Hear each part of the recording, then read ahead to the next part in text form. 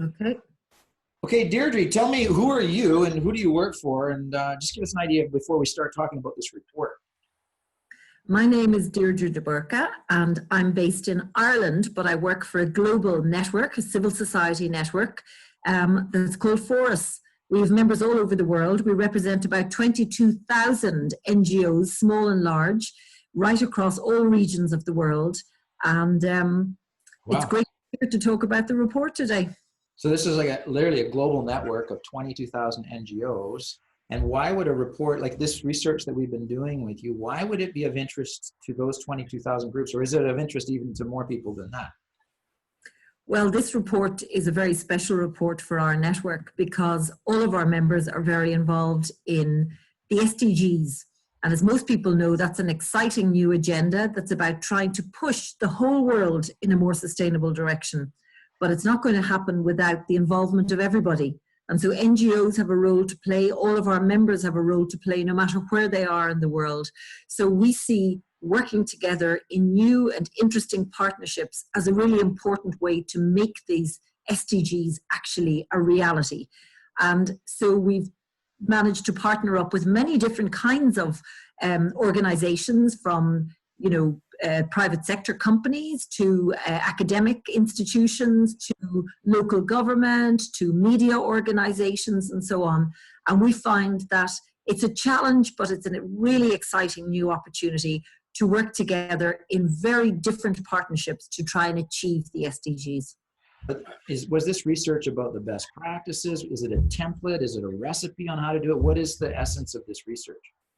This report is a short-ish report, but it's very important because what it does is it's like a handbook for people, for organizations who are interested in partnering in new and different ways. And gives advice about the best ways to do things. It has lots of examples of best practice. So instead of finding out through making costly mistakes, read this book first, read this handbook first, and learn all the right things to do if you're thinking about entering into a partnership with organizations from other sectors, maybe that you have had no previous experience of. It'll tell you the do's and the don'ts, the examples of ways in which other organizations partnered for successful outcomes, and it's definitely a must-read if you're interested in new and transformative partnerships.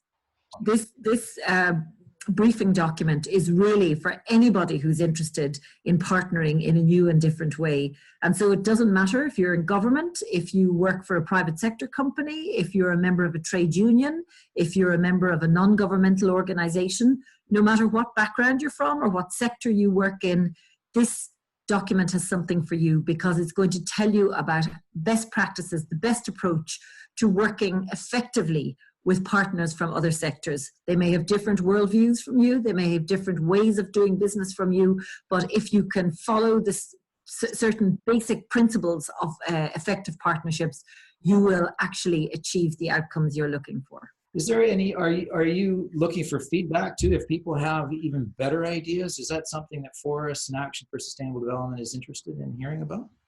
Absolutely. So as far as Forus and our partner Action for Sustainable Development is concerned, we're open to learning. I mean, the thinking about partnerships is changing and improving all the time. So we like to collect best practice. We're constantly asking our members to provide us with feedback, and we'd be very interested in receiving written feedback or, very brief feedback from anybody who reads this document and feels, I have an idea, or I've had some experience that I think would be very valuable for a learning document like this. So absolutely, please do share your ideas, your reactions to this briefing document with ourselves or with A4SD. Sounds good. So it's not that far away, that deadline of 2030, and I imagine that this document will hopefully be useful to people. And I just want to thank you, Deirdre, for taking the time to just tell us a little bit about what the report was all about. You're very welcome, and I hope this report will act as an accelerator to really help all of us to play our part in working together more effectively to achieve the SDGs by 2030. They're just around the corner.